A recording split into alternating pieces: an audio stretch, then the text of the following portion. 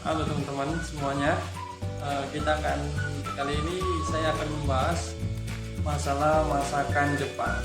Jadi yang seperti kita ketahui, masakan Jepang itu ternyata banyak ya teman-teman. Bukan cuma sekedar sushi, sashimi, tempura.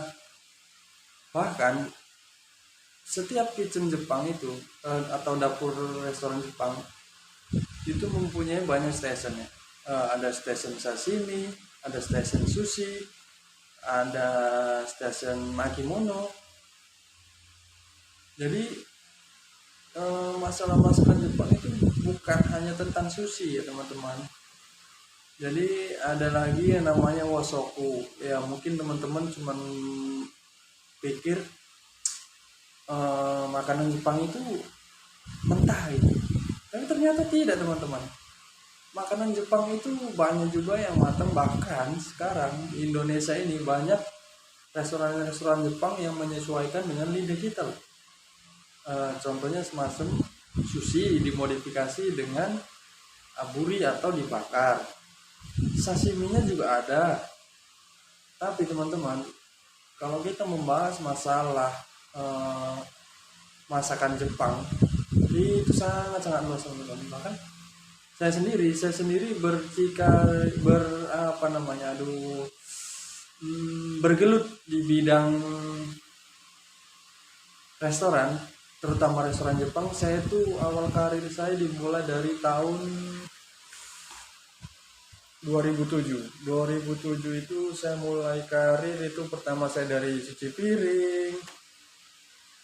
Terus ya di cuci piring itu banyak kisah, banyak cerita. Bahkan ya kita pernah dimaki, kita pernah ditendang. Ya itulah namanya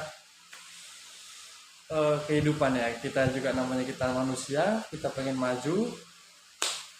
Jadi saya pikir ya itu hal yang biasa, karena saya tahu saya dulu itu bukanlah orang yang punya teman-teman. Jadi sebagai manusia saya dulu pernah mengalami susah dan menjadi seorang kuli bangunan. Setelah beberapa lama saya bekerja masuk di restoran Jepang di tahun 2007. Wah, itu benar-benar kaget loh. Kita tuh melihat kerja itu kok dingin, banyak makanan gitu kan. Jadi ya saya pikir wah enak ini. Tapi ternyata tidak seenak yang kita bayangkan teman-teman. Ya enaknya sih itu, cuman di dalam kita meniti karir dari awal kita cuci piring itu tadi, ya ada teman yang tidak suka, ada chefnya yang memang kasar gitu kan. Tapi itu tidak menghalangi niat saya untuk berkembang teman-teman. Ya alhamdulillah setelah saya jadi tukang cuci piring itu selama 4 bulan, saya itu diangkat menjadi helper koki. Nah, helper koki itu semacam pembantu koki. Nah, itu kita cuman suruh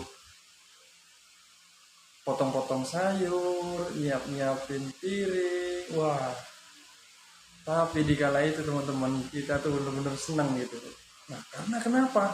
Karena waktu kita masih zaman dulu di restoran Jepang di Indonesia, khusus di Jakarta yang pernah saya kerja, itu cuci piring itu bajunya beda teman-teman. Bajunya kita itu hijau dan koki itu memakai pakaian warna putih. Wah, jadi saya merasa malu gitu. Kenapa sih saya nggak pakai baju putih seperti koki biar kelihatan gagah gitu ya kan? Kayak sekarang ini kita udah pakai baju koki, ya kelihatan gagah tuh ya kan? Ya walaupun mukanya nggak gagah, ya lumayan lah ya kan. Nah, tapi begitu kita naik jadi helper, wah itu sangat-sangat, aduh kita nggak bisa bayangin teman-teman. Nah di situ mulai saya belajar apa yang namanya itu mendalamin tentang masakan, apa itu sushi, apa itu sashimi, belajar jenis-jenis nama-nama ikan Jepang, nama sayuran dalam bahasa Jepang. Tapi belajarnya nggak semudah itu teman-teman. Aduh, pokoknya kalau menceritakan masa lalu kita dulu, masa lalu saya khususnya, mungkin teman-teman yang baru berprofesi sebagai berprofesi di restoran mungkin mengalami hal yang sama dengan saya. Tapi iya, namanya kita kerja di bidang restoran itu ada enak ada tidak teman-teman. Jadi itu ya, mungkin untuk nextnya kita akan cerita lebih dalam lagi tentang apa sih isi restoran Jepang itu dan makanannya apa aja sih, makanan yang enak itu apa sih. Terus banyak lagi nanti yang kita kupas.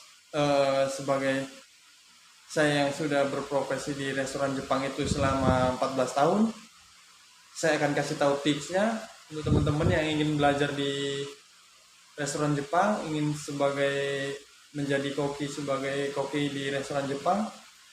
Saya akan kasih tahu triknya. Oke teman-teman, dadah, see you.